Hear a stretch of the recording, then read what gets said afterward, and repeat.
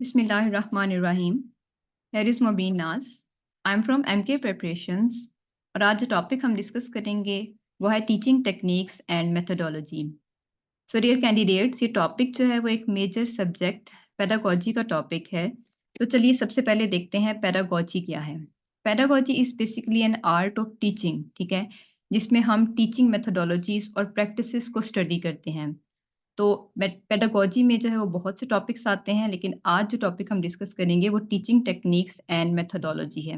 Okay, so इसमें जितना भी मटेरियल लिया गया है वो एमए एजुकेशन, बीएड और एमएड की बुक से लिया गया है।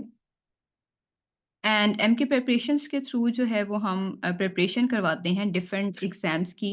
जैसे अभी हम प्रिपरेशन करवा रहे हैं एजुकेटर्स की, एसएसटी जनरल की, लेक्चरार्स की, हेडमास्टर और हेडमिस्ट्रेस की।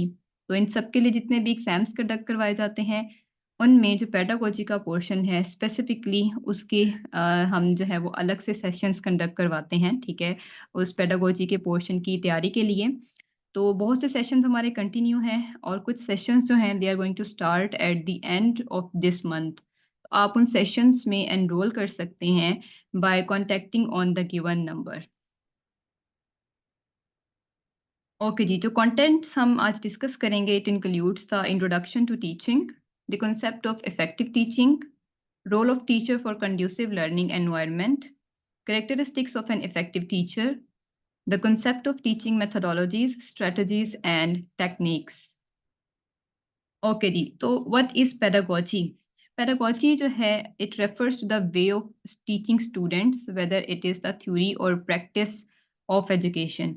यानी पेडागोजी जो है वो आर्ट ऑफ टीचिंग है, जिसमें हम मेथोडोलॉजीज और प्रैक्टिसेस को स्टडी करते हैं फॉर द टीचिंग, ठीक है। इसमें हमें जो है वो क्लासरूम मैनेजमेंट से लेकर एक एज अ कोलीग एक टीचर के क्या रोल हैं, और एज अ टीचर एक टीचर जो है वो क्लासरूम में किस तरीके से स्टूडेंट्स को इन्फॉर्मेशन प्रोवाइड करता है, वो सब हम इसके अंदर डिस्कस करते हैं।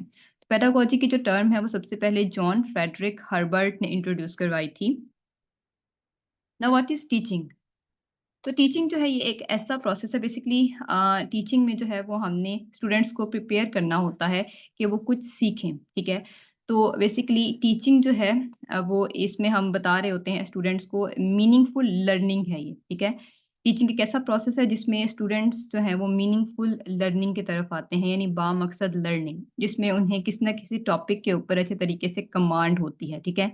एक टीचर जो है उसको बहुत डिफ़िकल्टीज़ फ़ेस करनी पड़ती हैं टीचिंग में। जैसे वो वेरी फर्स्ट टाइम क्लास में आता है, तो हर स्टूडेंट का जो है वो कैलिबर डिफरेंट होता है। मेंटल एबिलिटीज़ हर स्टूडेंट की डिफरेंट हैं।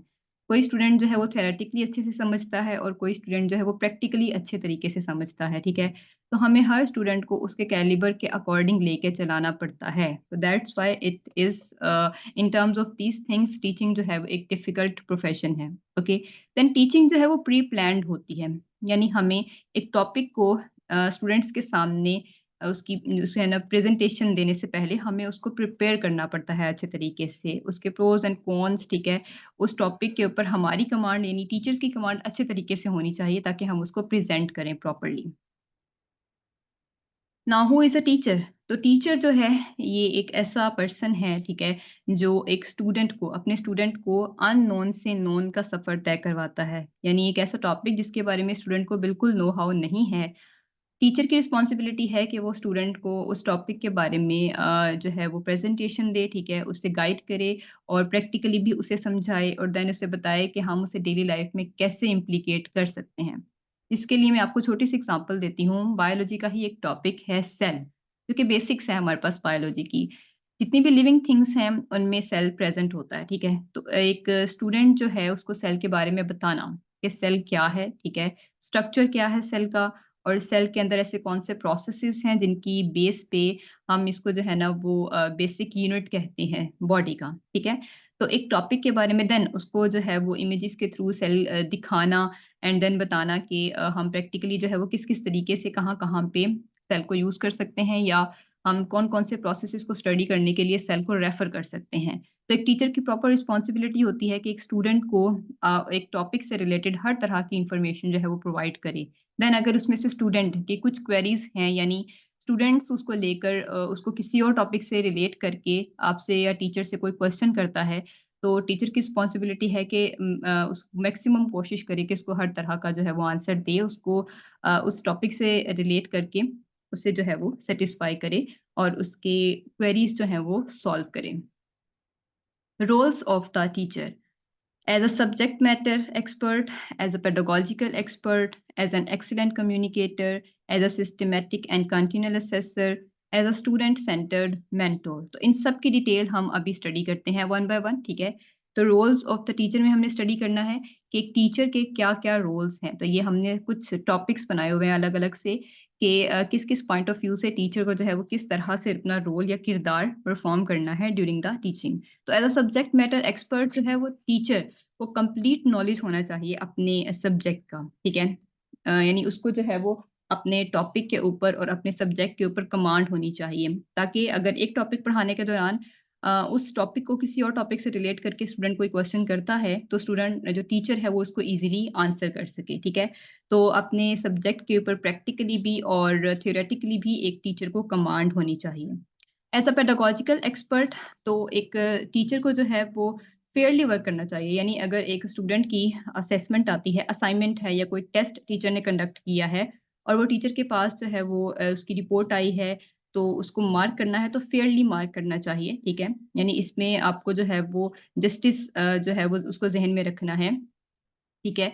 आपको इसमें जो है वो फ़ेवरेटिज़्म नहीं करनी स्टूडेंट्स के साथ, ठीक है? फेयरली वर्क करना है यानी उनकी जो असाइनमेंट्स हैं उनको फेयरली मार्क करना है, ठीक है? एंड देन जो टीचर है उसकी रिस्पॉन्सिबिलिटी है कि वो स्टूडेंट्स को एक टॉपिक के बारे में अच्छे तरीके से गाइड करे, ठीक है? और उनको क्रिटिकल थिंकिंग पे मजबूर करे। उन्हें जो है वो एनकरेज करे कि वो इस टॉपिक के बारे में मज़ीद सोचें और जितनी भी प्रॉब्लम्स उनके माइंड में आती हैं, वो एक टीचर से पूछें और टीचर पूरी कोशिश करे उनको सॉल्व करने की। देन एट द एंड जो है वो फीडबैक भी बहुत ज़रूरी होता है स्टूडेंट्स का, ठीक है? कुछ-कुछ डेज़ के बाद एक टीचर को अपने स्टूडेंट से फीडबैक जो है वो लेना चाहिए। फीडबैक में कुछ इंपॉर्टेंट पॉइंट्स ये होने चाहिए कि टीचर कैसा पढ़ाता है, बोर्ड प्रेज़ेंटेशन कैसी है टीचर की, ठीक है? प्रैक्टिकली आपको कैसे जो है वो टीचर एक्सप्लेन कर रहा है। देन इसमें कुछ टीचर के बिहेवियर के पॉइंट ऑफ व्यू से भी चीज़ें आ सकती हैं। इसका ये बेनिफिट होता है कि आपको जब अपने वीक पॉइंट्स के बारे में पता चलता है, टीचर को अपने वीक पॉइंट्स के बारे में पता चलता है, तो वो उसको इम्प्रूव करने की कोशिश करता है, okay? As an excellent communicator, इसमें जो टीचर है उसको ओरल और रिटन दोनों तरीकों से कम्युनिकेशन आनी चाहिए। ओरली उसको अपने टॉपिक को अच्छे तरीके से एक्सप्लेन करना आना चाहिए एज़ वेल एज़ उसकी रिटन प्रेज़ेंटेशन जो है मीन्स ऑन द बोर्ड। आजकल स्पेसिफिकली जो है वो बोर्ड की प्रेज़ेंटेशंस के ऊपर स्टूडेंट्स बहुत फ़ोकस करते हैं, ठीक है? और उसी से ही बेसिकली वो वेरी फर्स्ट टाइम जज कर रहे होते हैं कि एक हमारा जो टीचर है, वो कितना अच्छे तरीके से हमें सिखा सकता है चीज़ों को। As a student centred mentor, तो इसमें हमें जो है वो एक ये अगेन वही बात है कि एक क्लास में बैठा हुआ जो हर स्टूडेंट है उसकी मेंटल एबिलिटीज़ डिफरेंट होती हैं। हर एक का कैलिबर जो है वो डिफरेंट है। तो ये टीचर के लिए एक डिफ़िकल्ट चीज़ होती है, ठीक है? और बट डिफ़िकल्ट होने के साथ-साथ टीचर को चाहिए, ये उसकी रिस्पॉन्सिबिलिटी है कि वो हर स्टूडेंट की जो मेंटल एबिलिटीज़ हैं उनको समझने की कोशिश करे, ठीक है? और देन अपनी जो टीचिंग मेथोडोलॉजी है उसको उसके अकॉर्डिंग सेट करें, मेंटेन करें। क्योंकि हर स्टूडेंट की जो हमारे पास कैलिबर है वो डिफरेंट है। फॉर एग्ज़ाम्पल किसी को जो है वो रिटन फॉर्म में थ्योरेटिकली अच्छे से समझ में आ जाता है, किसी को प्रैक्टिकली परफ़ॉर्म करके अच्छे से समझ में आता है। तो एक टीचर को जो है वो अपने क्लासरूम में जितने भी स्टूडेंट्स बैठे हुए हैं उन सबकी मेंटल एबिलिटीज़ के अकॉर्डिंग जो है वो चलना चाहिए, ओके? यानी वो वाला मेथड ऑफ टीचिंग अप्लाई करना चाहिए जिससे वहाँ पे बैठा हुआ हर स्टूडेंट उसको अच्छे तरीके से लर्न कर सके। As a systematic and continual assessor, okay? तो इसमें एक टीचर को जो है वो अपना जो मटेरियल है जिससे वो अपने लेसन को प्लान करता है, ठीक है? प्रिपेयर करता है, वो मटेरियल अपना फ्रेश रखना चाहिए। एज़ वेल एज़ जो मटेरियल स्पेसिफिक टॉपिक्स के ऊपर असाइनमेंट्स की फॉर्म में, नोट्स की फॉर्म में, बुक्स की फॉर्म में, ठीक है, की बुक्स की फॉर्म में जो वो प्रोवाइड कर रहा है स्टूडेंट्स को, वो भी फ्रेश होना चाहिए। फ्रेश और न्यू होने से मुराद ये है यहाँ पे, अगर हम साइंस की बात करते हैं, तो with the passage of time, day to day science में स्पेसिफिक टॉपिक्स के पॉइंट ऑफ व्यू से डिस्कवरीज़ होती रहती हैं, ठीक है? तो उसमें जो उन डिस्कवरीज़ हैं उनको कोड करना, उन नोट्स में, उन बुक्स में जो है उन डिस्कवरीज़ को कोड करना, ठीक है?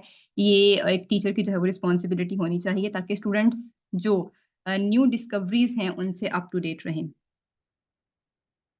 Students performance can be assisted by 7 means of assistance, यानी हमारा जो स्टूडेंट है वो कितने अच्छे तरीके से क्लासरूम में परफॉर्म कर रहा है, उसको पॉइंट्स या टॉपिक्स समझ में आ रहे हैं या नहीं, ये सब हम इन 7 मेथड से इजीली जज कर सकते हैं।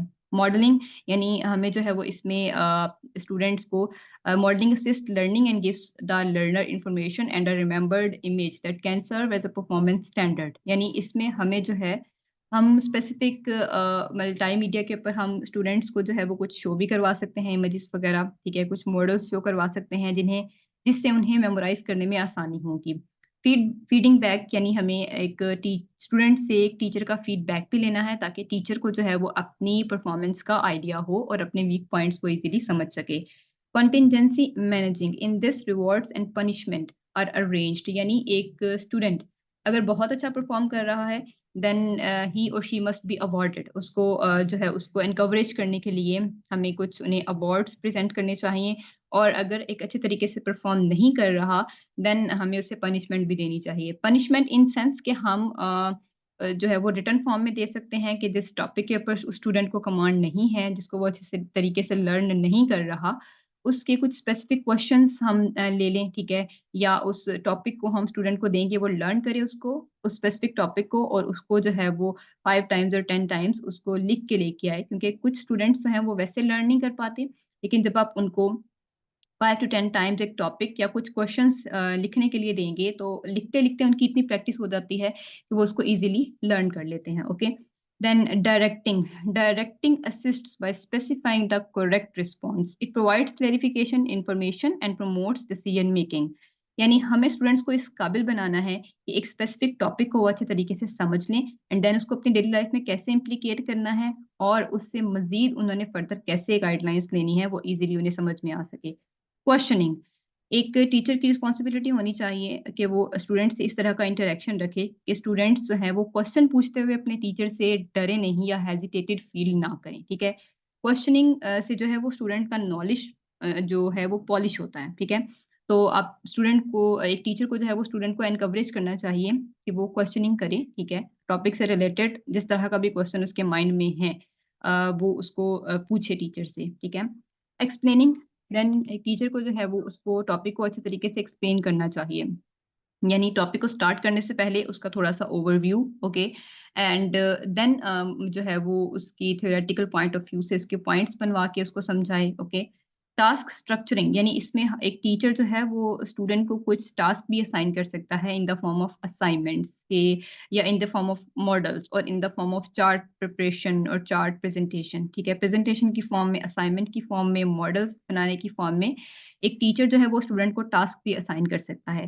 तो ये 7 मीन्स ऑफ असिस्टेंस हैं जो बहुत हेल्पफुल प्रूफ होते हैं इसमें कि स्टूडेंट जो है वो अपने टॉपिक को अच्छे तरीके से समझे और उसको जो है वो इम्प्लीकेट करे, ठीक है?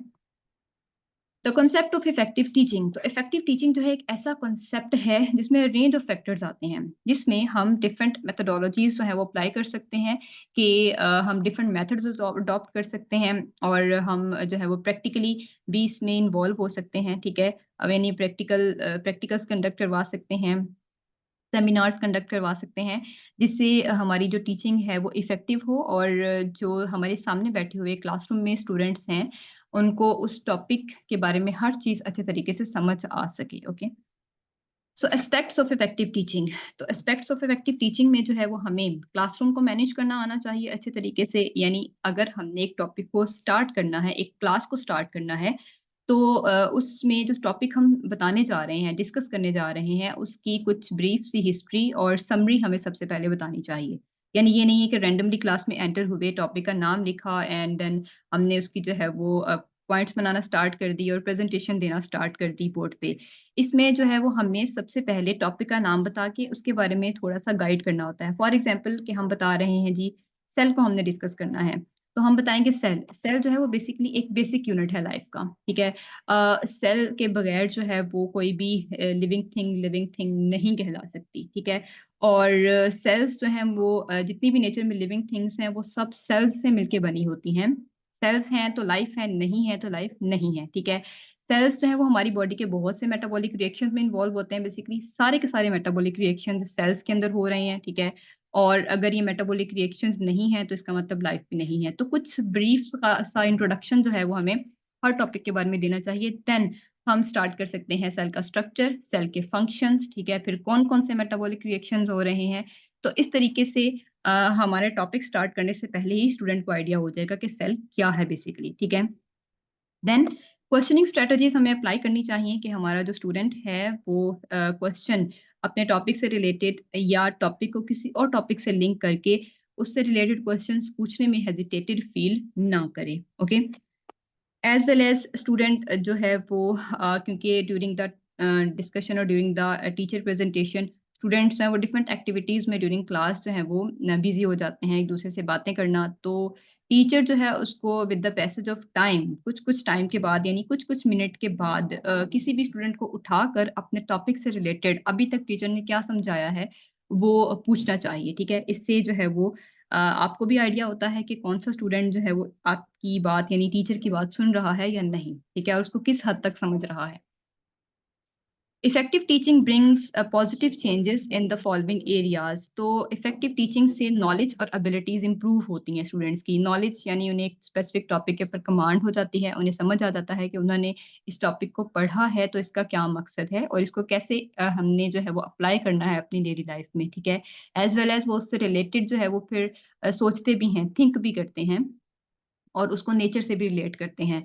एबिलिटीज़ इम्प्रूव होती हैं इससे स्टूडेंट्स की, ठीक है? उनमें इंडिपेंडेंट रिसर्च और नॉलेज यानी इंडिपेंडेंट स्टडी और इंडिपेंडेंट रिसर्च करने की जो है वो उनकी एबिलिटीज़ पॉलिश हो रही होती हैं, ठीक है? यानी वो इस काबिल हो जाते हैं कि उस टॉपिक को लेकर अलग से कुछ सोचें और उसके बारे में उसकी प्रॉब्लम्स और ईज़िली उसको सॉल्व करें। Principles of effective teaching. तो प्रिंसिपल्स ऑफ इफेक्टिव टीचिंग के जो है ना वो बेसिकली हमारे पास 4 एसेस हैं, ठीक है? The 4 aces of effective teaching. पहला क्या है जी? आउटकम्स। तो एक इफेक्टिव टीचिंग में जो है वो हमारे पास फर्स्ट आउटकम जो है ना वो एक ऐसा पॉइंट है जिसमें स्टूडेंट्स को आइडिया होता है कि where they are going and why. यानी एक टॉपिक वो क्यों पढ़ रहे हैं और इसका मकसद क्या है, ठीक है? क्लैरिटी। इसमें एक टॉपिक के बारे में हर तरह का जो उनके माइंड में एम्बिग्यूइटी होती है यानी अनक्लैरिफिकेशन होती है वो क्लियर हो जाती है, ठीक है?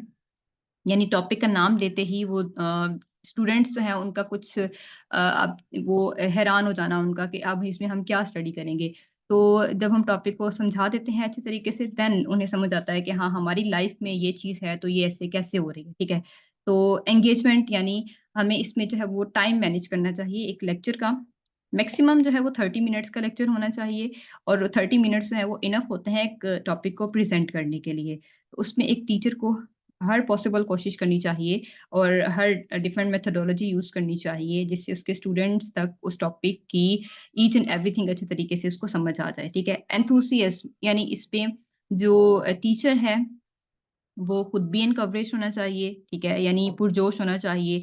उसको अपने टॉपिक के ऊपर इतनी अच्छी कमांड होनी चाहिए कि वो उसको जो है ना बहुत अच्छे तरीके से एक्सप्लेन करे और स्टूडेंट्स जो हैं वो टीचर के जोश और जज़्बे को देखकर स्टूडेंट्स भी एंथुसियास्ट हो जाते हैं, ठीक है?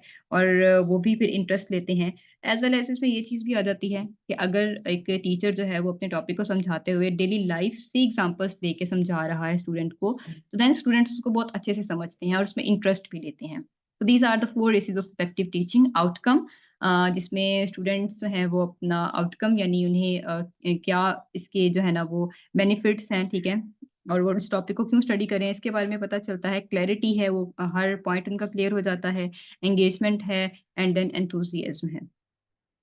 Approaches to teaching effectiveness. तो हमारे पास जो है वो 3 अप्रोचेस हैं टू टीचिंग इफेक्टिवनेस कि हम जो है वो टीचिंग को इफेक्टिव कैसे बना सकता है। Style view, outcomes and inquiry approach, ठीक है? तो style view, teaching effectiveness is determined by what the teacher does. यानी टीचर क्या कर रहा है इस पे डिपेंडेंट है हमारे पास टीचिंग इफेक्टिवनेस कि हमारी टीचिंग किस हद तक इफेक्टिव है, ठीक है? कितनी अच्छी है, ये स्टाइल व्यू के ऊपर डिपेंडेंट होती है। तो जो इफ़ेक्टिव टीचर्स होते हैं वो एंथुसियास्टिक होते हैं, यानी वो पुरजोश होते हैं, वो अपने टॉपिक को लेकर कॉन्फिडेंट होते हैं, उन्हें अपने टॉपिक के ऊपर कमांड होती है, उसे अच्छे तरीके से समझाना आता है उन्हें, ठीक है? एज़ वेल एज़ जो है इफ़ेक्टिव टीचर्स जो हैं वो ज़्यादा टाइम नहीं लेते अपने टॉपिक को समझाने में, वो कम टाइम में ही स्टूडेंट्स को बहुत अच्छे तरीके से गाइड कर सकते हैं, okay? Now the outcomes approach. So teaching effectiveness is determined by the student results. So इसमें हमारे पास क्या होता है कि स्टूडेंट्स के रिजल्ट से भी हमें आइडिया होता है, यानी आउटकम्स अप्रोच में स्टाइल व्यू में हमने देख लिया कि टीचर को कैसा प्रेजेंट करना चाहिए, ठीक है, जिससे उसकी टीचिंग जो है वो बेहतरीन साबित हो सकती है। और आउटकम्स अप्रोच में हम स्टूडेंट्स जो एक टीचर के अंडर हैं, ठीक है, एक क्लासरूम में हैं, ठीक है, और एक टीचर डेली जाता है और उनको पढ़ाता है, तो eight the end of the year हमें उसका रिजल्ट मिलता है। तो हमें उसके रिजल्ट से आइडिया होगा कि जो टीचर है, पढ़ाने वाला टीचर है, वो कितने अच्छे तरीके से अपने स्टूडेंट्स को गाइड कर रहा है, okay. As well as during the year हम डिफरेंट टेस्ट्स भी कंडक्ट करवाते हैं, मंथली टेस्ट हैं, वीकली टेस्ट हैं, तो उन टेस्ट्स की रिपोर्ट्स जो हैं, उनके ऊपर भी डिपेंडेंट होता है। यानी उन टेस्ट की रिपोर्ट्स अगर अच्छी आ रही हैं, इसका मतलब कि स्टूडेंट्स को जो है वो बहुत अच्छे तरीके से समझ में आ रहा है, जो टीचर उनको गाइड कर रहा है। So this is the outcomes approach. Now the inquiry approach. So teaching effectiveness is determined by the quality of inquiry into the relationship between teacher actions and student learning. इसमें आ जाती है हमारे पास कि interaction कैसा है हमारे, यानी एक स्टूडेंट का और टीचर का इंटरैक्शन कैसा है। तो हमें बहुत स्ट्रिक्ट एनवायरनमेंट नहीं रखना होता क्लास में, ऐसा एनवायरनमेंट डेवलप करना चाहिए जो फ्रेंडली हो, ठीक है, वार्मथ एनवायरनमेंट हो, जिसमें स्टूडेंट्स आपके इतने फ्री हों कि वो आपसे इजी टॉपिक से रिलेटेड क्वेश्चन कर सकें। समटाइम्स एक टीचर का बिहेवियर ऐसा होता है, रूड होता है, स्ट्रिक्ट होते हैं टीचर्स कि उनके सामने बैठे हुए स्टूडेंट्स उनसे टॉपिक से रिलेटेड क्वेश्चन पूछने से भी डर रहे होते हैं, हेजिटेशन फील कर रहे होते हैं। सो मेक श्योर कि इस तरह का एनवायरनमेंट क्लासरूम में नहीं होना चाहिए। So this is the inquiry approach, okay. Now factors of effective teaching. तो हमारे पास जो है बेसिकली 5 की फैक्टर्स हैं फॉर द इफेक्टिव टीचिंग, जो हमें जर्नी ने जो है वो प्रेजेंट किए हैं। तो की फैक्टर 1 क्या है जी? Teaching knowledge, enthusiasm and responsibility for learning. एक टीचर जो है वो सिर्फ उसका काम ये नहीं होता कि वो इंस्ट्रक्शंस प्रोवाइड करे, ठीक है, बट और एक टॉपिक को प्रेजेंट करे और चला जाए, ठीक है, यानी कि वो सिंपल क्लास में आया, टॉपिक का नाम लिया, उसको प्रेजेंट किया एंड ऑल दैट, बस वो चला गया। ये टीचर की रिस्पॉन्सिबिलिटी इतनी सी नहीं है। टीचर की रिस्पॉन्सिबिलिटी ये भी है कि with the passage of time, यानी कुछ-कुछ टाइम के बाद वो स्टूडेंट्स को अपने लेक्चर में एंगेज करने के लिए उनसे क्वेश्चंस भी पूछे, ठीक है? और उनसे प्रेज़ेंट किए जाने वाले टॉपिक के ऊपर कुछ आइडियाज़ भी लें, ओके? की factor 2, classroom activities that encourage learning.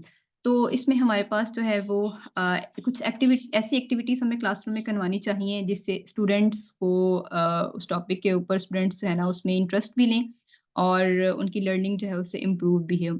यानी स्पेसिफिकली हमें कुछ एक्सपेरिमेंट्स वगैरह कंडक्ट करवाने चाहिए। उसके लिए अगर हम साइंस की बात करते हैं, स्पेसिफिक लेबोरेटरीज़ होती हैं, ठीक है? तो हमें प्रैक्टिकली भी स्टूडेंट्स को गाइड करना चाहिए। प्रैक्टिकल अगर ऐसा सब्जेक्ट है जिसमें हम प्रैक्टिकली परफॉर्म नहीं करवा सकते, तो देन हमें जो है वो उसमें डेली लाइफ से एग्ज़ाम्पल्स लेके स्टूडेंट्स को गाइड करना चाहिए। की factor 3, assessment activities that encourage learning through experience. Okay, तो इसमें हमारे पास जो है वो कुछ टेस्ट वगैरह कंडक्ट करवाना, ठीक है? कुछ-कुछ टाइम के बाद वीकली और मंथली टेस्ट कंडक्ट करवाना ताकि आपके जो स्टूडेंट्स हैं उनको जो है वो सिर्फ़ अंडरस्टैंडिंग तक नहीं रहें, वो लर्न भी करें, ठीक है? यानी याद भी करना सीखें चीज़ों को, क्योंकि जो स्टूडेंट्स हैं स्टूडेंट्स के जो है वो मेंटल एबिलिटीज़ डेवलप हो रही होती हैं उस टाइम पे। तो अंडरस्टैंड करने के साथ-साथ उन्हें लर्निंग की भी ज़रूरत होती है, याद करने की भी ज़रूरत होती है और वो उनका याद करना ही इन फ्यूचर विद अंडरस्टैंडिंग उनके काम आ रहा होता है, ठीक है? सो हमें असेसमेंट करनी चाहिए with the passage of time, ठीक है? Number 4, key factor 4, effective feedback that establishes the learning process in the classroom, okay. So इसमें हमें जो है वो अगेन फीडबैक, यानी एक टीचर को स्टूडेंट से फीडबैक लेना चाहिए अपनी टीचिंग और अपने लेक्चर मेथोडोलॉजी के बारे में। इससे टीचर को भी आइडिया होता है कि उसकी लेक्चर मेथोडोलॉजी कैसी है और उसको इसको किस तरीके से इम्प्रूव करना है, ओके। तो different methods to feedback enable the teacher to engage the students with the learning as well as. अब एक स्टूडेंट का फीडबैक तो ये हो गया कि जो हम स्टूडेंट से ले रहे हैं एक टीचर की टीचिंग मेथोडोलॉजीज़ के बारे में। और एक टीचर का फीडबैक क्या होगा? टीचर का फीडबैक ये है कि हम अगर एक प्रेज़ेंट कर रहे हैं टॉपिक, तो हम कुछ-कुछ टाइम के बाद स्टूडेंट्स को जो है उसमें एंगेज करने की कोशिश करें। अगर स्टूडेंट्स आपके टॉपिक से डेविएट हो रहे हैं, ठीक है? तो कुछ ऐसे एग्ज़ाम्पल्स कोट करें जिससे उनमें इंटरेस्ट डेवलप हो अपने टॉपिक को लेकर। Factor 5. Effective interaction between the teacher and the students, creating an environment that respects, encourages, and stimulates learning through experience. Okay. तो स्टूडेंट्स जो हैं वो बेसिकली उन चीज़ों को, उन टॉपिक्स को ज़्यादा अच्छे तरीके से मेमोराइज़ करने की कोशिश करते हैं, लर्न करने की, अंडरस्टैंड करने की कोशिश करते हैं, जो उन्हें इमोशनली या जो है ना वो उन इमोशनल टच होता है जिसमें, ठीक है? तो इसमें टीचर को अपनी पर्सनल इन्वॉल्वमेंट भी करनी पड़ती है। यानी अब फॉर एग्ज़ाम्पल हम एक टॉपिक जो है वो पढ़ा रहे हैं, तो एक टीचर, ज़ाहिर-सी बात है, एक टीचर भी जो है, वो भी पहले एक स्टूडेंट ही था, ठीक है? तो वो अपनी स्टूडेंट लाइफ़ को शेयर कर सकता है कि जब हमने ये टॉपिक पढ़ा था, तो हमारे टीचर्स ने हमें कैसी-कैसी एग्ज़ाम्पल्स प्रोवाइड करके हमें गाइड किया इसके बारे में, ठीक है? तो इस तरह की जो एग्ज़ाम्पल्स हैं, वो स्टूडेंट्स के लिए फ्रूटफुल प्रूफ होती हैं, ठीक है? और वो एक टीचर से भी इमोशनली अटैच होते हैं और स्टूडेंट टीचर इंटरैक्शन भी उसमें अच्छा हो जाता है और फिर वो टॉपिक में इंटरेस्ट भी ले रहे होते हैं। So these were 5 factors of effective teaching. Now role of the teacher for conducive learning environment. तो इसमें हम डिस्कस करेंगे जी teacher's role in the classroom, यानी किरदार क्या है क्लासरूम में, टीचर जो है उसको कैसा एनवायरनमेंट रखना चाहिए। तो सबसे पहला पॉइंट है हमारे पास टीचिंग नॉलेज, ठीक है? टीचिंग नॉलेज में हमारे पास क्या है जी कि एक टीचर को क्लास में आने से पहले अपना लेक्चर अच्छे तरीके से प्रिपेयर करके आना चाहिए, ठीक है? एक तो हमारे पास लेसन प्लान होता है। बहुत से कैंडिडेट्स ने लेसन प्लान के बारे में सुना होगा। लेसन प्लान जो है वो एक ऐसा हमारे पास नोट्स की फॉर्म में होता है जिसमें हम जो एंटायर सिलेबस है जो हमें एक सेशन में कवर करवाना है, उसको डिफरेंट पार्ट्स में डिवाइड किया होता है, डिफरेंट टॉपिक्स में डिवाइड किया होता है अलॉन्ग विद द डेट्स, ठीक है? कि इस डेट में ये टॉपिक कंप्लीट होगा और इस डेट में ये टॉपिक कंप्लीट होगा।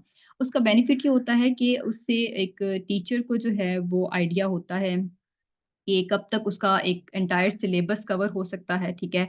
और यानी वो उसको असेस करने में आसानी होती है और वो बार-बार उसको देखना नहीं पड़ता कि हाँ भई मुझे आज ये टॉपिक पढ़ाना है, मैं आज ये पढ़ाऊँगा, तो कल मैं कितना पढ़ाऊँगा कि मेरा जो है वो यानी कल मैं कितने टॉपिक्स पढ़ाऊँगा, तो मेरे जो है वो मेरा सिलेबस टाइम पे कवर हो सकता है और स्टूडेंट्स को अच्छे तरीके से समझ भी आ सकती है। तो हम लेसन प्लान जब बना लेते हैं, तो लेसन प्लान में डेट के साथ टॉपिक मेंशन होता है और उस डेट में आपको उस टॉपिक को अच्छे तरीके से एक्सप्लेन करना होता है, ठीक है? तो लेक्चर को प्रेज़ेंट करने से पहले, लेक्चर डिलीवर करने से पहले, टीचर को अपना लेक्चर अच्छे तरीके से प्रिपेयर करना चाहिए। एक तो लेसन प्लानिंग होनी चाहिए और दूसरा अपना जो लेक्चर उसने डिलीवर करना है, उसके भी कुछ की पॉइंट्स बनाने चाहिए एज़ वेल एज़ उसके अंदर डेली लाइफ़ से एग्ज़ाम्पल्स कोट करनी चाहिए। प्रैक्टिकली हम उसको कैसे कर सकते हैं अप्लाई, इसके बारे में स्टूडेंट्स को गाइड करने के लिए भी पॉइंट्स होने चाहिए, ठीक है? Now number 2 is creating classroom environment. तो इसमें स्टूडेंट का और टीचर का इंटरैक्शन अच्छा होना चाहिए। एक टीचर को वार्म और हैप्पी एनवायरनमेंट मेंटेन करना है, यानी फ्रेंडली एनवायरनमेंट मेंटेन करना है, ठीक है? ताकि स्टूडेंट्स उसको ईज़िली लर्न करें। बहुत ज़्यादा स्ट्रिक्ट टीचिंग और बहुत ज़्यादा लीनिएंट टीचिंग दोनों सूरतों में नुकसान होता है, ठीक है? तो हमें जो है वो एवरेज पे रह के यानी एक स्टूडेंट और टीचर का जो गैप होता है वो भी मेंटेन करना है और स्टूडेंट और टीचर इंटरैक्शन भी इस हद तक गेन करना है कि आपके डिलीवर किए हुए टॉपिक्स उसको अच्छे से समझ भी आएँ और वो आपसे क्वेश्चनिंग करते हुए हेजिटेशन भी फ़ील ना करे। Number 3 role modelling. तो टीचर्स जो हैं, ये सिर्फ़ स्टूडेंट्स को पढ़ा नहीं रहे होते, बल्कि स्टूडेंट्स की टेक केयर करना, ठीक है? उनकी छोटी-छोटी प्रॉब्लम्स को सुनना, उन्हें समझना, उन्हें सॉल्व करने की कोशिश करना, ये भी एक टीचर की रिस्पॉन्सिबिलिटी होती है, ठीक है? तो हमारा जो बिहेवियर है, यानी जो टीचर का बिहेवियर है उसका स्टूडेंट के ऊपर पॉजिटिव इफ़ेक्ट भी हो सकता है और नेगेटिव इफ़ेक्ट भी हो सकता है। और सक्सेसफुल टीचर्स वो होते हैं जो कि फ़ेवरेटिज़्म में इन्वॉल्व नहीं होते, ठीक है? यानी हमें हर स्टूडेंट को अपने क्लासरूम में इक्वालिटी देनी चाहिए। हर पर्सन की इंडिविजुअलिटी तो होती है, हर एक की अपनी कैरेक्टरिस्टिक्स होती हैं, सबका बिहेवियर भी डिफरेंट होता है, सबकी लर्निंग और एबिलिटीज़ भी जो हैं वो डिफरेंट होती हैं, ठीक है? मेंटल फैकल्टीज़ भी डिफरेंट होती हैं। इसका ये हरगिज़ मतलब नहीं है कि हम क्लास में जो है वो टैगिंग कर दें कि फलाँ स्टूडेंट जो है वो नालायक है, फलाँ स्टूडेंट जो है वो एवरेज है और वो फलाँ जो है वो बहुत अच्छा है। तो इससे भी जो है वो स्टूडेंट्स में गैप डेवलप हो जाता है, ठीक है? तो ऐसे टीचर्स जो हैं वो रोल मॉडल्स नहीं होते स्टूडेंट्स के। तो रोल मॉडल्स वो होते हैं जो हर स्टूडेंट को इक्वल रख के चलते हैं, ठीक है? और उनकी मेंटल एबिलिटीज़ को देख के उन्हें कुछ सिखा रहे होते हैं। Number 4 mentoring. ओके। सो इसमें हमें यानी टीचर्स को with the passage of time अपने स्टूडेंट्स को एनकरेज भी करना चाहिए।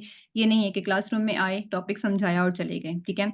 इसके अलावा हमें स्टूडेंट्स को इस पॉइंट ऑफ व्यू से भी गाइड करना चाहिए कि what they can do in future, ठीक है? यानी उनकी फ्यूचर स्टडीज़ के लिए और उनके फ्यूचर किन डिपार्टमेंट्स में वो एनरोल हो सकते हैं, उसके लिए उनकी कोचिंग और उनकी जो है वो हमें कुछ अंडरस्टैंडिंग भी इम्प्रूव करनी चाहिए, ठीक है? यानी उन्हें गाइड करना चाहिए कि वो नेक्स्ट किस-किस पाथ को जॉइन कर सकते हैं।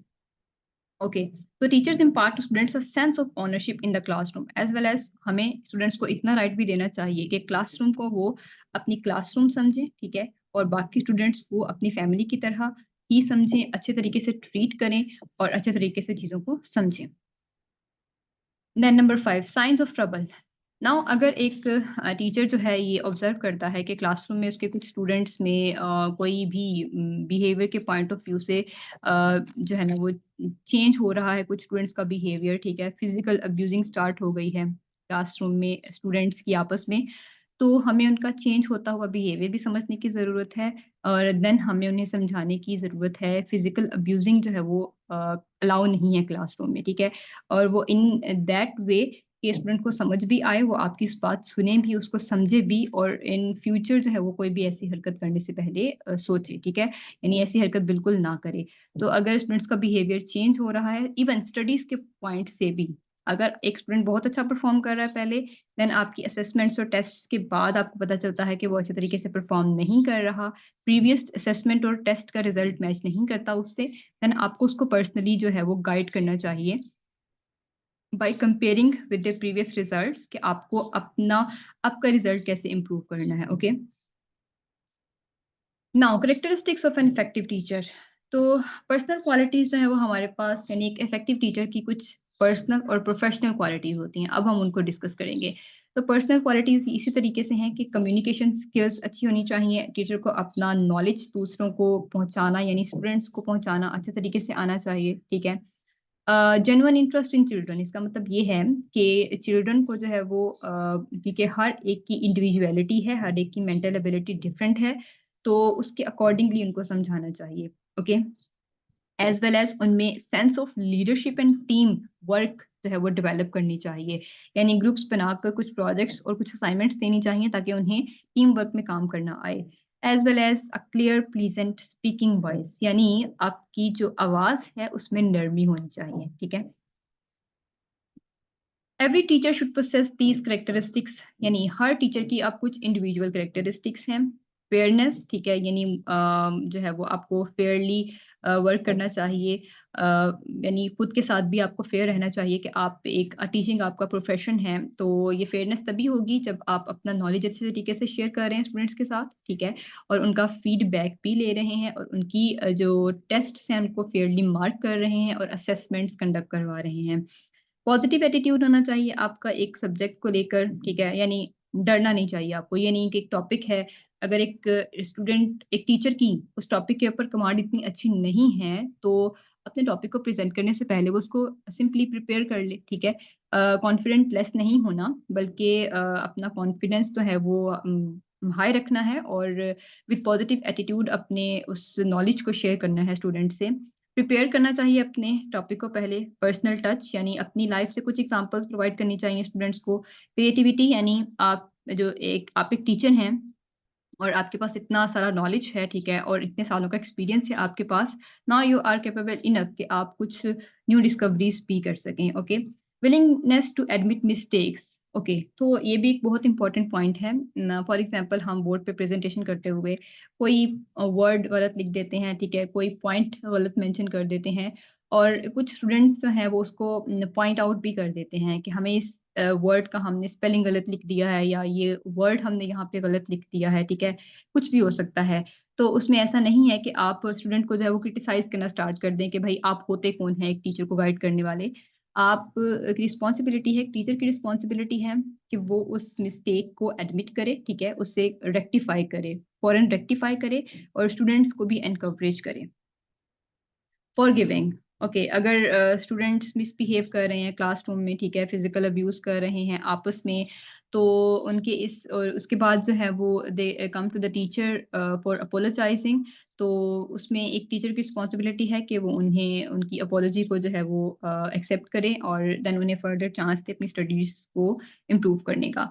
एंड रिस्पेक्ट, टीचर को जो है वो रिस्पेक्ट करनी चाहिए, ठीक है? अपने कोलीग्स की भी और अपने डिपार्टमेंट की भी। Compassion. Okay, now professional qualities. तो प्रोफेशनल क्वालिटीज़ में है जी कोलैबोरेशन। कोलैबोरेशन ये है कि जिस इंस्टीट्यूट में एक टीचर वर्क कर रहा है, वहाँ पे सुपरवाइज़र्स भी हैं, वहाँ पे स्टाफ मेंबर्स भी हैं, वहाँ पे जो है वो एडमिनिस्ट्रेटिंग स्टाफ भी है, ठीक है? कोलीग्स हैं उसके, तो हर एक के साथ अच्छे तरीके से कोलैबोरेशन होनी चाहिए। यानी हमें अपने कोलीग्स के बारे में, अपने जो है वो ऑफ़िस बॉयज़ हैं या सुपरवाइज़र्स हैं, मेंटर टीचर्स हैं, इवन स्टूडेंट्स के पेरेंट्स हैं और एडमिनिस्ट्रेशन स्टाफ है, एग्ज़ामिनिंग स्टाफ है, ठीक है? हर एक से अच्छे तरीके से हमें इंटरैक्शन रखना चाहिए अपना। ऑनेस्टी एंड इंटेग्रिटी होनी चाहिए जी, अपने प्रोफ़ेशन को लेकर, क्योंकि ये प्रोफ़ेशनल क्वालिटीज़ टीचर की हैं, तो अपने प्रोफ़ेशन को लेकर हमें ईमानदार होना चाहिए। ईमानदारी से मुराद ये है कि हमें अगर टीचर हैं, एज़ अ टीचर हमारी रिस्पॉन्सिबिलिटी क्या है? नॉलेज को स्प्रेड करना, ठीक है? नॉलेज को जो है वो स्प्रेड करना, अपने स्टूडेंट्स तक पहुँचाना और एज़ वेल एज़ उनके आउटकम्स के ऊपर भी फ़ोकस करना। तो अगर हम दोनों तरीकों से दोनों चीज़ें अच्छे तरीके से कर रहे हैं, इट्स मीन्स कि टीचर जो है वो ऑनेस्ट है। Respect, teacher honours and values regard for one self and others. यानी एक टीचर जो है वो उसको अपनी सेल्फ रिस्पेक्ट का भी आइडिया होना चाहिए एज वेल एज जिस इंस्टीट्यूट में वो काम कर रहा है वहाँ का हर मेंबर, ठीक है? हर टीम मेंबर, एक पूरी टीम है तो हर टीम मेंबर की अपनी एक रिस्पेक्ट है, तो वो टीचर को जो है उसे देनी चाहिए। कमिटमेंट टू लर्निंग, यानी टीचर का काम सिर्फ ये नहीं है कि अब वो टीचर बन गया है, तो उसका कुछ सीखने का जो टाइम पीरियड है वो खत्म हो चुका है। नहीं, टाइम पीरियड जो सीखना सिखाना है, ये टाइम पीरियड कभी भी खत्म नहीं होता टिल द डेथ, ओके? तो हमें लर्निंग जो है वो उसकी कोशिश करते रहना चाहिए।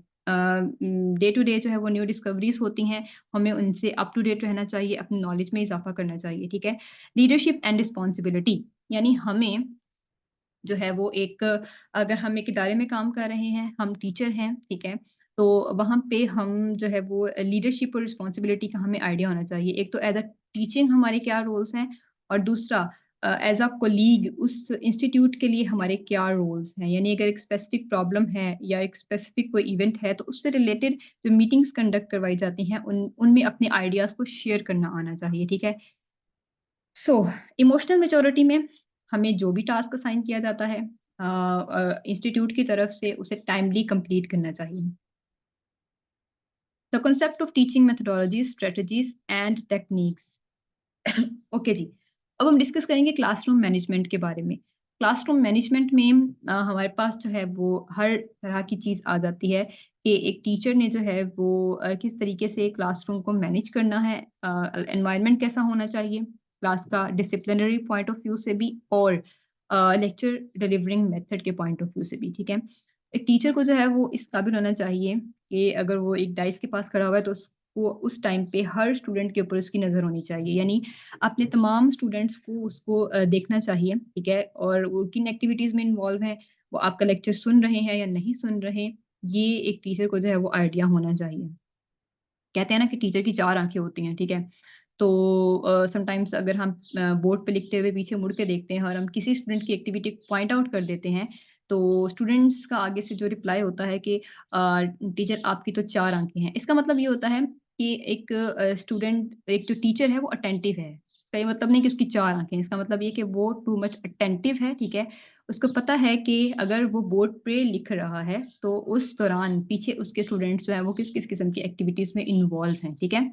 सो टीचिंग मटीरियल्स जो हैं आपके, यानी नोट्स और जो की बुक्स वगैरह हैं और कुछ पर्सनल नोट्स होते हैं वो रेडीली अवेलेबल होने चाहिए। इसके लिए आप जो कॉलेज की बुक शॉप्स होती हैं उनके ऊपर अपने नोट्स को उनको अपने नोट्स प्रोवाइड कर सकते हैं ताकि वो रेडीली आपके हर स्टूडेंट को अवेलेबल हों, ठीक है? टाइम मैनेजमेंट स्किल में हमारे पास 3 तरह के टाइम होते हैं। एक तो होता है एलोकेटेड टाइम, ये वो टाइम होता है जिसमें हमने एक स्पेसिफिक सब्जेक्ट को प्रेज़ेंट करना होता है। यानी ये एलोकेशन ऑफ टाइम है जिसमें सिर्फ़ आपको टाइम अलॉट किया गया है 30 minutes. You have 30 minutes to present your topic, okay? यानी डेली आपको 30 मिनट्स दिए जाते हैं to present your topic. Then है हमारे पास एंगेज टाइम। ये वो टाइम होता है, ये वो 30 मिनट्स का टाइम है जिसमें आप अपने टॉपिक को अच्छे तरीके से प्रेजेंट कर रहे हैं। Students are listening this topic, they are writing this topic, they are taking notes of this topic, ठीक है। एंड एकेडमिक लर्निंग टाइम वो होता है जिसमें आप उसको प्रेजेंट कर चुके हैं, now it's a time for questioning. यानी अब स्टूडेंट्स जो हैं या तो एक टीचर इन्वॉल्व हो रहा है, वो स्टूडेंट से अपनी डेली बेसिस से उठा के कुछ क्वेश्चंस प्रोवाइड कर रहा है उन्हें और उन्हें सॉल्व करने का कह रहा है, ठीक है। और दूसरी चीज़ है कि स्टूडेंट्स के माइंड में, स्टूडेंट्स का नॉलेज शार्प हो चुका है, उनके माइंड में उस टॉपिक को लेकर उन्होंने थिंकिंग की है और डिफरेंट क्वेश्चंस उनके माइंड में अराइज हुए हैं। Now it's time for the students कि वो अपने टीचर से क्वेश्चनिंग करें। तो ये 3 हमारे पास टाइम है, एलोकेटेड, एंगेज्ड और academic learning time. Now the seating arrangement. Okay, तो सीटिंग अरेंजमेंट जो होती है क्लासरूम की, वो भी बहुत उसका ख्याल रखना चाहिए, ठीक है। क्योंकि अगर एक सीटिंग अरेंजमेंट प्रॉपर है तो इससे एक टीचर को आसानी होती है अपने स्टूडेंट्स के नाम इजीली याद करने में, ठीक है। इसमें फर्नीचर की अरेंजमेंट आ जाती है, यानी डेस्क हैं, चेयर्स हैं, टेबल्स हैं, एज वेल एज आपके जो क्लासरूम में वॉल्स हैं उनकी डिकोर्स यानी डेकोरेशंस, वहाँ पे जो आर्ट वर्क हुआ है, ठीक है। वॉल पेंटिंग्स हैं, कवरिंग्स हैं, तो ये सब जो है वो बहुत इंपॉर्टेंट रोल परफॉर्म करती हैं क्लासरूम मैनेजमेंट में, ठीक है। Then discipline in the classroom. Okay जी, तो हमारे पास जो डिसिप्लिनरी रूल्स होते हैं, क्लासरूम के जो डिसिप्लिनरी रूल्स होते हैं, यानी क्लासरूम में आप अपनी सीट्स पे बैठेंगे, ठीक है। और अगर टीचर क्लासरूम से चला जाता है तो कोई अपनी सीट से नहीं उठेगा, स्टूडेंट्स खामोश रहेंगे और जो in the absence of teacher और in the presence of teacher students ने खामोश रहना है, ठीक है। अनटिल एंड अनलेस कुछ इंपॉर्टेंट बात ना हो, कोई क्वेश्चनिंग ना हो। और ये सारे जो रूल्स होते हैं, और क्लासरूम में बैठ के खाना नहीं है, इवन इस पॉइंट ऑफ व्यू से भी। तो सिर्फ टीचिंग और जो है वो लर्निंग के पॉइंट ऑफ व्यू से नहीं, बल्कि इसमें जो आपकी बाकी एक्टिविटीज़ आ जाती हैं, क्लासरूम में बैठ के खाना, इन सब चीज़ों को हम डिसिप्लिन में रखते हैं, ठीक है। तो डिसिप्लिनरी जो रूल्स होते हैं वो आपके नोटिस बोर्ड पे तो लगे ही होते हैं, बट वो क्लासरूम में भी शो होने चाहिए ताकि आते-जाते स्टूडेंट्स की नज़र उनके ऊपर रहे, ठीक है। एज़ वेल एज़ इसमें यूनिफ़ॉर्म के पॉइंट ऑफ व्यू से भी चीज़ें आ जाती हैं, कि यूनिफ़ॉर्म का एक कोड होता है स्पेसिफिक, हर इंस्टीट्यूट का एक यूनिफ़ॉर्म कोड होता है। तो वो यूनिफ़ॉर्म कोड भी for the winter and for the summer वो मेंशन होना चाहिए, ताकि स्टूडेंट्स उसको ईज़िली जो है वो आते-जाते देखें और उसको फ़ॉलो करने की कोशिश करें, ठीक है? तो हमारे पास डिसिप्लिनरी रूल्स में आ जाते हैं, एक तो हमने बात की यूनिफ़ॉर्म कोड की, ठीक है? दूसरा हमने बात की है सिटिंग अरेंजमेंट की कि कैसे बैठना है क्लासरूम में, ठीक है? देन हमने बात की है स्टूडेंट्स के खामोश होने की, ठीक है? एंड देन हमने बात की है जी कि अगर ईटेबल थिंग्स जो हैं वो अलाउ नहीं होती क्लासरूम में। तो ये डिसिप्लिन के पॉइंट्स होते हैं जो कि क्लासरूम में मेंशन होने चाहिए। Now teaching methods and strategies. So हम लेक्चर बेस्ड मेथड की सबसे पहले बात करते हैं। लेक्चर बेस्ड मेथड में होता क्या है? सबसे पहले हमें जो है ना वो अपने जो fit the lecture to the audience, यानी हमारा जो लेक्चर है वो इतना ज़बरदस्त सा तैयार किया होना चाहिए कि आपकी जितनी भी ऑडियंस है, यानी अगर क्लासरूम में आप प्रेज़ेंट कर रहे हैं या सेमिनार में प्रेज़ेंट कर रहे हैं, तो जितनी भी ऑडियंस बैठी हुई है, उन सब तक आपकी जो बात है वो क्लियरली पहुँच रही हो, ठीक है? फ़ोकस योर टॉपिक, यानी अपने टॉपिक के ऊपर हमने फ़ोकस करना है, ठीक है? और आप एक टॉपिक के अंदर पूरे दुनिया जहान की बातें कवर नहीं कर सकते। एक टॉपिक है तो आप उसको कुछ किसी और टॉपिक से रिलेट कर सकते हैं कुछ वक़्त के लिए, लेकिन आप अगर एक टॉपिक प्रेज़ेंट कर रहे हैं तो आपकी सारी बातें उस टॉपिक के पॉइंट ऑफ व्यू से होनी चाहिए, ठीक है? सो हमें अपने टॉपिक को प्रेज़ेंट करने से पहले एक उस टॉपिक की आउटलाइन भी प्रिपेयर करनी चाहिए, जिसमें उस टॉपिक के सब टॉपिक्स मेंशन होने चाहिए, ठीक है? देन उन सब पॉइंट्स जो हैं उनको ऑर्गेनाइज़्ड वे में होना चाहिए कि पहले आप कौन-सा डिस्कस करेंगे, देन आप कौन-सा डिस्कस करेंगे, आफ्टर दैट आप कौन-सा डिस्कस करेंगे, ठीक है? एज़ वेल एज़ हर पॉइंट के साथ एग्ज़ाम्पल्स भी मेंशन होनी चाहिए। वो एग्ज़ाम्पल्स आपकी डेली लाइफ़ से भी हो सकती हैं, आप प्रैक्टिकली भी हो सकती हैं, ठीक है? प्रैक्टिकल पॉइंट ऑफ व्यू से भी हो सकती हैं। देन प्रेज़ेंट करने के बाद एग्ज़ाम्पल्स देने के बाद हमें उन्हें इलस्ट्रेट भी करना चाहिए, यानी एक्सप्लेन भी करना चाहिए, हर टॉपिक को और सब टॉपिक को, और पॉइंट्स को रिपीट भी करते रहना चाहिए। यानी पहले आपने 3 पॉइंट्स बता दिए, अब आप उनको 1 से लेके 3 तक शॉर्टली जो है वो ब्रीफली दोबारा समराइज़ करें, एक्सप्लेन करें, ठीक है? As well as eight the and हमें जो है वो फीडबैक भी लेना चाहिए।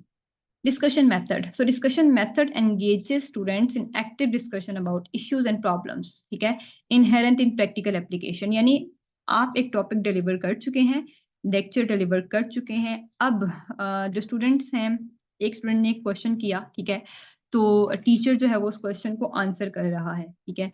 अब एक और स्टूडेंट उठता है और उसी क्वेश्चन को मॉडिफाई करता है, या एक टीचर के बाद वो स्टूडेंट अगर खुद से कोई आइडिया देना चाह रहा है पहले स्टूडेंट के क्वेश्चन को लेकर, तो वो भी दे सकता है, ठीक है। इस तरीके से एक हमारे पास जो स्टूडेंट टीचर इंटरेक्शन भी इम्प्रूव हो रहा होता है, और एक टॉपिक में डिफरेंट लोगों के, डिफरेंट पर्सन्स के आइडियाज़ आ रहे होते हैं, ठीक है।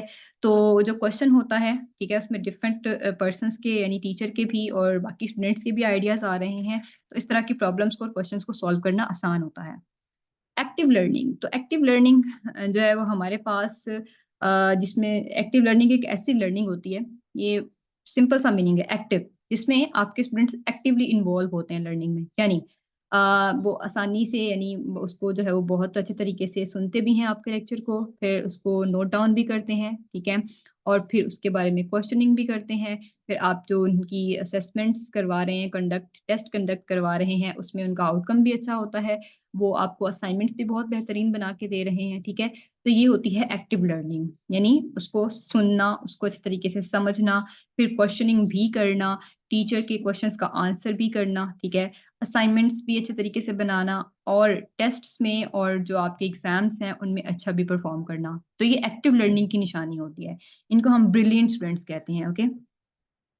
कोऑपरेटिव लर्निंग, सो कोऑपरेटिव लर्निंग में टीचर जो है वो ग्रुप्स बनाता है छोटे-छोटे, और यानी फॉर एग्जांपल 30 स्टूडेंट्स हैं आपके पास, तो आप 5-5 स्टूडेंट्स के ग्रुप्स बना दें, और फिर उन्हें कुछ असाइनमेंट, यानी हर एक ग्रुप को हमारे पास जो है वो 5 यानी 6 30 हमारे पास स्टूडेंट्स हैं, हम 5-5 का ग्रुप बना रहे हैं।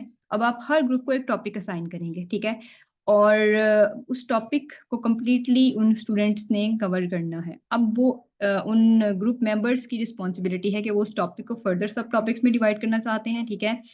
या उसको किस तरीके से लेके अपनी असाइनमेंट को प्रिपेयर करेंगे और आपको प्रेज़ेंटेशन देंगे। तो इससे उनमें जो है वो कम्युनिकेशन भी डेवलप होती है, ठीक है? उन्हें टीम वर्क की का आइडिया होता है।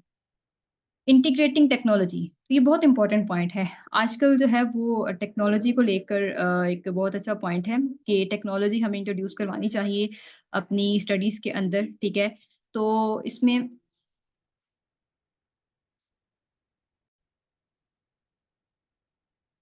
तो इंटीग्रेटिंग टेक्नोलॉजी में जो है हम टेक्नोलॉजी को इंट्रोड्यूस करवाते हैं, ठीक है? यानी अगर हमें एक तो हमारे पास जो है वो फॉर्मल मेथड होता है, जिसमें हम नोट्स वगैरह हार्ड फॉर्म में स्टूडेंट्स को प्रोवाइड करते हैं, ठीक है? तो हम उन्हें गाइड कर सकते हैं, इलेक्ट्रॉनिक मेल के थ्रू हम उन्हें स्टूडेंट्स को जो है वो अपने नोट्स शेयर कर सकते हैं, ठीक है? और एज़ वेल एज़ स्टूडेंट और टीचर दोनों जो है वो इलेक्ट्रॉनिक मेल जो है उसको यूज़ कर सकते हैं। मेल के थ्रू टीचर अपने स्टूडेंट्स को नोट्स प्रोवाइड कर सकता है, और स्टूडेंट्स अपनी असाइनमेंट्स, प्रोजेक्ट्स जो हैं वो टीचर के साथ शेयर कर सकते हैं थ्रू इलेक्ट्रॉनिक मेल, ठीक है? तो इस तरीके से टेक्नोलॉजी को इंट्रोड्यूस करवाना ये एक फ्रूटफुल पॉइंट है इन लर्निंग। डिस्टेंस लर्निंग एक ऐसी लर्निंग होती है जिसमें स्टूडेंट और teacher at the same time at the same place नहीं होते। तो इसमें हम जो है वो मोबाइल फ़ोन के थ्रू मीटिंग्स कंडक्ट करवा के, ठीक है, या फिर हम लैपटॉप्स के थ्रू मीटिंग्स कंडक्ट करवा के स्टूडेंट से इंटरेक्शन करते हैं और उन्हें अपना टॉपिक जो है वो प्रेज़ेंट करते हैं। क्वेश्चनिंग, तो क्वेश्चनिंग में जो है वो अगेन वही चीज़ है। क्वेश्चनिंग करने से, यानी स्टूडेंट से अगर टीचर क्वेश्चन कर रहा है, तो उससे टीचर को आइडिया होता है कि अभी तक उसने जो पढ़ाया है स्टूडेंट को जो है ना वो उससे कितनी चीज़ समझ में आई है और कितनी नहीं, ठीक है? और देन अगर एक स्टूडेंट एक टीचर से क्वेश्चन कर रहा है अपने स्पेसिफिक टॉपिक को लेकर, तो इससे उस स्टूडेंट का नॉलेज जो है वो पॉलिश हो रहा है, ओके? देन कोलैबोरेटिंग जो है वो हमारे पास टीम वर्क है। तो टीम वर्क में अगेन अगर हम ग्रुप्स बनाते हैं और प्रोजेक्ट्स और असाइनमेंट्स असाइन करते हैं स्टूडेंट्स को, तो उससे उन्हें अपनी म्यूचुअल रिस्पॉन्सिबिलिटी का एहसास होता है। उन्हें पता है कि अगर इन फ्यूचर उन्हें टीम वर्क करने का कहा जाएगा, तो वो किस तरीके से उस टॉपिक को, या जो भी उन्हें काम करने का कहा गया है एक ग्रुप में, ठीक है? वो किस तरीके से उस पूरे ग्रुप में रहकर किस तरीके से उसको डिवाइड कर सकते हैं और परफॉर्म कर सकते हैं, ठीक है? देन है जी हमारे पास टीचिंग टेक्निक्स। तो टीचिंग टेक्निक्स में है ब्रेनस्टॉर्मिंग यानी प्रॉब्लम सॉल्विंग है। ब्रेनस्टॉर्मिंग एक ऐसी टेक्निक है जिसमें हम बहुत से हमारे पास क्वेश्चंस हैं अगर तो हमें उनके सॉल्यूशंस ढूंढ रहे होते हैं, ठीक है? तो एक प्रॉब्लम का सॉल्यूशन निकालना, एक प्रॉब्लम को सॉल्व करना, ये ब्रेनस्टॉर्मिंग है, ठीक है? यानी जिसमें हमें अपना दिमाग लगाना पड़ता है और एक क्वेश्चन के ऊपर फोकस करना पड़ता है, उसके बारे में सोचना पड़ता है, उसके ऊपर रिसर्च करनी पड़ती है, उसके बारे में डिफरेंट आइडियाज़ कलेक्ट करने पड़ते हैं, ठीक है? ताकि हम उस प्रॉब्लम को जो है वो ईज़िली सॉल्व कर सकें। Now rules of the brainstorming क्या है हमारे पास? तो रूल्स ऑफ द ब्रेनस्टॉर्मिंग में फर्स्ट है कि focus on the quantity. Focus on the quantity से मुराद ये है कि हमें नंबर ऑफ आइडियाज़ के ऊपर फोकस करना है, ठीक है? कि greater the number of ideas इसका मतलब आपके पास ग्रेटर सॉल्यूशंस हैं आपकी इस प्रॉब्लम के लिए। ना नो क्रिटिसिज्म यानी अगर आपने जो है वो बहुत से आइडियाज़ आपके पास हो गए हैं एक प्रॉब्लम और एक क्वेश्चन को सॉल्व करने के लिए और उनमें से कुछ आइडियाज़ जो हैं वो नामुनासिब हैं, इम्प्रॉपर हैं जो आप सॉल्यूशंस के लिए अप्लाई नहीं कर सकते। तो इसका हरगिज़ ये मतलब नहीं है कि जिसने उन आइडियाज़ को प्रेज़ेंट किया है आप उन पर्सन्स को क्रिटिसाइज़ करना स्टार्ट कर दें, ठीक है? बल्कि ज़रूरत है कि हम उनको जो है वो उसमें कुछ एडिशन करके उसमें से कुछ डिलीट करके उस आइडिया को बेहतर बनाने की कोशिश करें। Now unusual ideas are welcome. तो उसमें हमारे पास जो है वो एक यानी अनयूजुअल आइडियाज़ से मेरा सिंपल ये है कि आपको एक टॉपिक अगर या एक क्वेश्चन दिया गया है, एक प्रॉब्लम आपको असाइन की गई है, तो उस को सॉल्व करने के लिए आप किसी भी पॉइंट ऑफ व्यू से अपना आइडिया शेयर कर सकते हैं। Combine and improve the ideas यानी अगर हमें एक प्रॉब्लम का सॉल्यूशन 2 से 3 या 4 या 5 आइडियाज़ को कंबाइन करके मिलता है, so that's not a big deal, okay? हमें एक प्रॉब्लम को सॉल्व करना है, चाहे वो हमें एक सिंगल आइडिया से हमारी वो प्रॉब्लम सॉल्व हो रही है या 2 से 3 आइडियाज़ को कंबाइन करके वो सॉल्व हो रही है, it's a good thing. Now, it is believed to stimulate the building of ideas by a process of association. तो अब हम एक ब्रेनस्टॉर्मिंग यानी प्रॉब्लम सॉल्विंग का पूरा एक जो मेथड होता है ना उसकी तरफ जाएँगे। तो सबसे पहले है क्रिएटिंग अ बैकग्राउंड मेमो। यानी इसमें हमने क्या करना है कि हमारा जो वो सेशन जो हम कंडक्ट करवा रहे हैं फॉर सॉल्विंग अ प्रॉब्लम और क्वेश्चन, तो हमें उस सेशन का नेम क्या है, ठीक है? फिर हमारी प्रॉब्लम क्या है that we need to solve और उस सेशन का टाइम क्या है, डेट क्या है और प्लेस क्या है। यानी वो जगह जहाँ पे आप सेशन कंडक्ट करवा रहे हैं, फिर टाइम, फिर डेट, ठीक है? और फिर टाइम क्या होगा उस सेशन का और उस का मेजर डिस्कशन टॉपिक क्या है यानी इश्यू क्या है। तो ये सारी चीज़ें हमें प्रिपेयर करनी होती हैं। इसको हम बैकग्राउंड मेमो कहते हैं, ठीक है? ताकि आपके जितने भी पार्टिसिपेंट्स हैं, उन तक ये चीज़ पहुँचाई जा सके और वो एट द सेम टाइम और डेट और उस प्लेस के ऊपर प्रेज़ेंट हों, उस इश्यू को डिस्कस करने के लिए। नाउ सेलेक्ट द पार्टिसिपेंट्स तो हमें एक जो है ना वो ब्रेनस्टॉर्मिंग पैनल जिसमें यानी पूरा हमारे पास जो है वो एक सिलेक्शन प्रोसीजर होता है जिसमें हम एक तो जिसके पार्टिसिपेंट्स क्या होते हैं एक तो होता है ब्रेनस्टॉर्मिंग पैनल वो पैनल होता है जो कि सोचेगा यानी जो आपको आइडियाज प्रोवाइड करेगा आपके क्वेश्चन को लेकर देन हमारे पास हैं पार्टिसिपेंट्स एंड आइडिया कलेक्टर ठीक है आइडिया कलेक्टर वो होते हैं जिन्होंने उन पार्टिसिपेंट्स के आइडियाज को कलेक्ट करना होता है ठीक है तो सेवरल कोर मेंबर्स हैं who have proved themselves several guests होते हैं, ठीक है? जो आपकी उन आइडियाज़ को सुनेंगे और देन उनको असेस करेंगे एंड एक आइडिया कलेक्टर होता है उसके अंदर। ओके, तो पार्टिसिपेंट्स में हमारे पास ब्रेनस्टॉर्मिंग पैनल यानी कि जो हमारे पास जो है वो उन आइडियाज़ को सुनेगा और उन्हें समझेगा। एक पार्टिसिपेंट्स जो आइडियाज़ प्रोवाइड करेंगे और आइडिया कलेक्टर जो उन आइडियाज़ को कलेक्ट करेगा। Then create a list of the lead questions यानी सिंपल इसमें हमें जिस इश्यू को डिस्कस करना है जो हमारा क्वेश्चन है जिसको हमने सॉल्व करना है वो हमारा जो है वो प्रिपेयर होना चाहिए then session conduct for solving the problem तो सेशन कंडक्ट का स्टार्ट से एंड तक एक प्रॉब्लम को सॉल्व करने के लिए हमारे पास क्या क्या स्टेप्स हैं उनको हम डिस्कस करेंगे सबसे पहले क्या होता है हमारे पास जो चेयरमैन है is going to present the problem जो चेयरमैन होगा सेशन कंडक्ट का वो प्रॉब्लम को प्रेजेंट करेगा क्वेश्चन उठाएगा ठीक है and then chairman ask the brainstorming panel for their ideas तो जितने भी पार्टिसिपेंट्स हैं उनको अपने आइडियाज शेयर करने का कहा जाएगा ठीक है देन जो आइडिया कलेक्टर होगा उन आइडियाज को कलेक्ट करेगा एंड देन उसके बाद हमारे पास जो है वो वाले आइडियाज़ कलेक्ट किए जाएँगे जिनकी बॉडी लैंग्वेजेज़ अच्छी हैं, जिन पार्टिसिपेंट्स की बॉडी लैंग्वेजेज़ अच्छी हैं, जो पॉज़िटिव हैं एक टॉपिक को लेकर और उस प्रॉब्लम को लेकर, ठीक है। एंड देन उसका आइडिया जो है वो सामने लाया जाएगा जो कि उस प्रॉब्लम को सॉल्व करने के लिए फ्रूटफुल प्रूफ हो रहा है, ठीक है। तो देन उस पर्सन के आइडिया को एलेबोरेट किया जाएगा, ठीक है। एंड देन हमारे पास जो है वो जितने भी पार्टिसिपेंट्स हैं एट द एंड हम उन्हें जो है वो एक टोकन ऑफ अप्रिशिएशन देते हैं, ठीक है, यानी थैंक्स के साथ उनकी पार्टिसिपेशन के लिए। So problem solving method, okay. तो प्रॉब्लम सॉल्विंग मेथड के जो है हमारे पास कुछ एडवांटेजेस होते हैं। इन्हीं जितने भी पार्टिसिपेंट्स उसमें पार्टिसिपेट कर रहे हैं या स्टूडेंट्स हैं हमारे पास, हमने उन्हें कोई प्रोजेक्ट दिया है, कोई क्वेश्चन दिया है सॉल्व करने के लिए और उनके ग्रुप्स बना दिए हैं। तो एक ग्रुप में रह के उन्होंने उस प्रॉब्लम को कैसे सॉल्व करना है और हर एक इंडिविजुअल की उसमें क्या परफॉर्मेंस होगी, वो कैसे पार्टिसिपेट करेगा, इसका उन्हें आइडिया होता है, ठीक है। यानी अपने आइडियाज़ प्रेज़ेंट करने का भी उन्हें अंदाज़ा होता है इस चीज़ में, ठीक है। एंड इससे उन्हें उनकी लर्निंग एबिलिटीज़, उनकी चीज़ों को स्टडी करने की एबिलिटीज़ इम्प्रूव होती हैं। साइंटिफिक रिव्यूज़ के बारे में उन्हें आइडिया होता है, ठीक है। अपनी रिस्पॉन्सिबिलिटी का एहसास होता है उन्हें कि उन्हें अपने प्रॉब्लम्स को कैसे सॉल्व करना है, अगर ऐसी ही प्रॉब्लम्स उन्हें डेली बेसिस पे भी जो है वो फेस करनी पड़ जाएँ, ठीक है। So next one is disadvantages. तो डिसएडवांटेजेस ये हैं कि ये एक जो सेशन कंडक्ट का प्रोसेस होता है, too much time consuming process होता है, ठीक है? और not possible to apply this method to all disciplines. इस मेथड को हम हर तरह की प्रॉब्लम और जो है उसको सॉल्व करने के लिए अप्लाई नहीं कर सकते।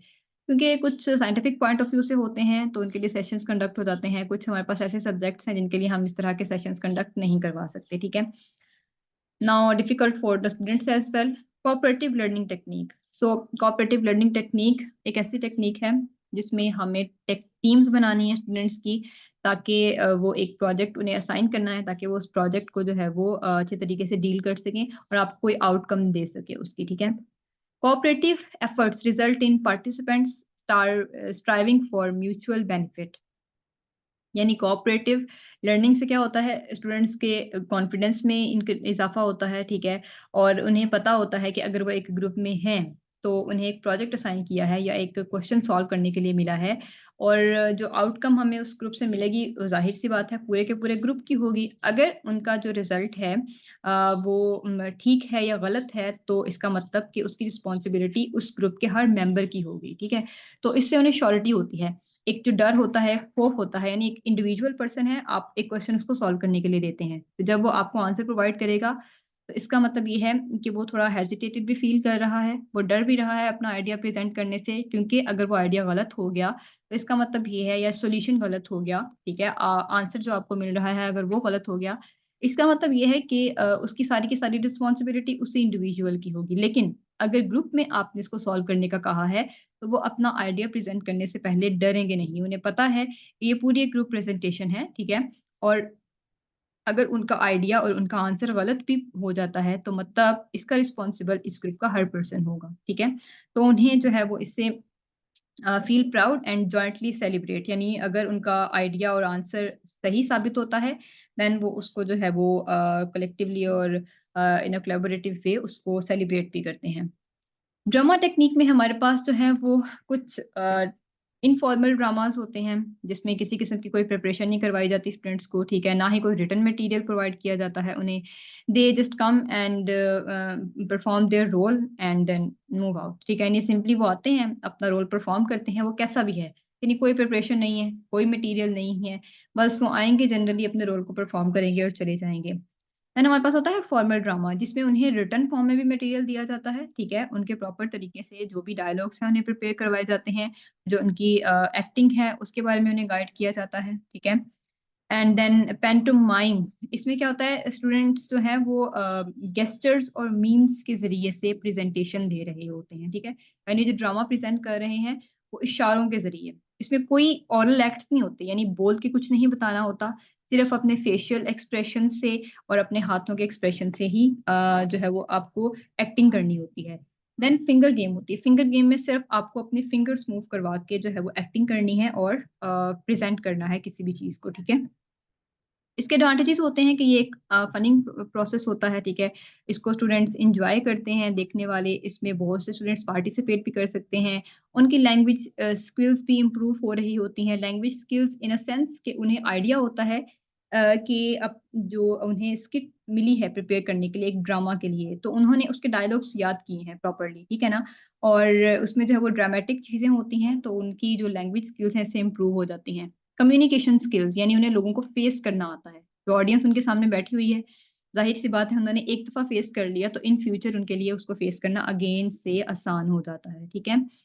एंड डिसएडवांटेजेस ये होते हैं कि again it takes too much time यानी स्किट्स प्रोवाइड करना, स्टूडेंट्स को उसकी प्रिपरेशन कराना, उसमें बहुत सारा टाइम कंज़्यूम हो जाता है और उसमें उनका जो स्टडीज़ का जो है उस पॉइंट ऑफ व्यू से भी हर्ज हो सकता है। बट जो बहुत बेहतरीन इंस्टीट्यूट्स होते हैं वो स्टडीज़ के साथ-साथ स्टूडेंट्स की जो ये को-करिकुलर एक्टिविटीज़ होती हैं, इसमें भी उनकी पार्टिसिपेशन करवा रहे होते हैं और बहुत अच्छे से उनकी स्टडीज़ के साथ-साथ इसको लेके चल रहे होते हैं।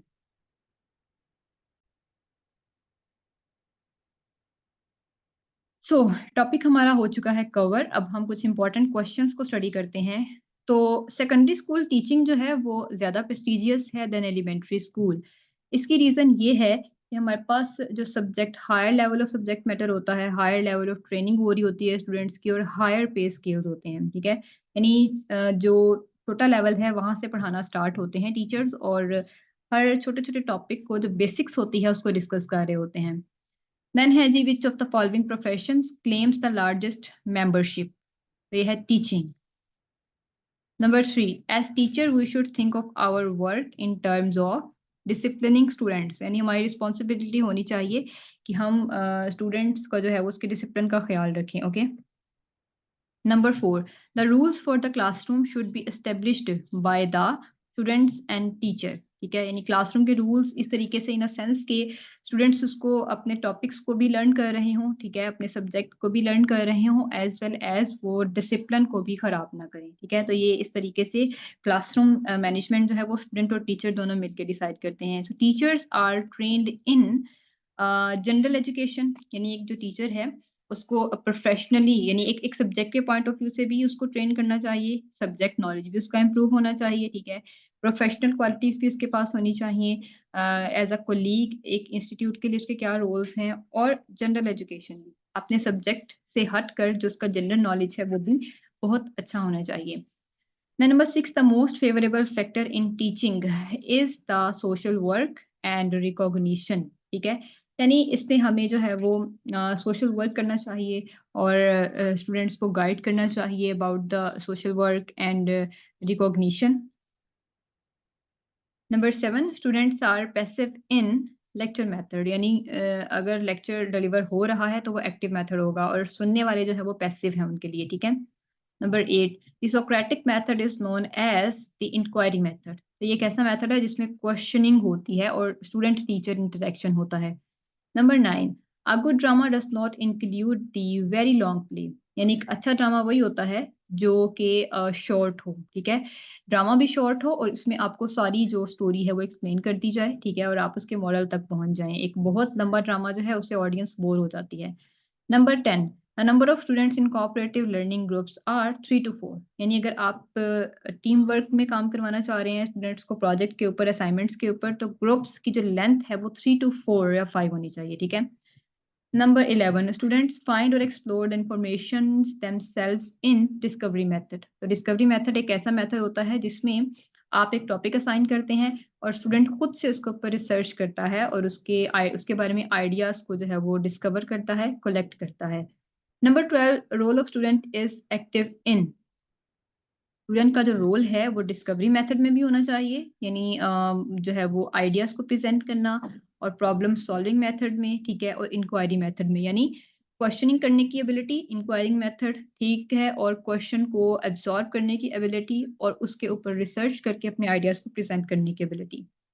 Number 13 exhibition of science fairs promote students ability of comprehension and application यानी अगर हम साइंस सब्जेक्ट्स की बात करते हैं और उसमें हम जो है वो कुछ एग्जीबिशंस कर रहे हैं मॉडल प्रेजेंटेशंस कर रहे हैं तो इससे स्टूडेंट्स को समझने में भी आसानी होती है, ठीक है? और उसको प्रैक्टिकली अप्लाई करना भी उनको आ जाता है।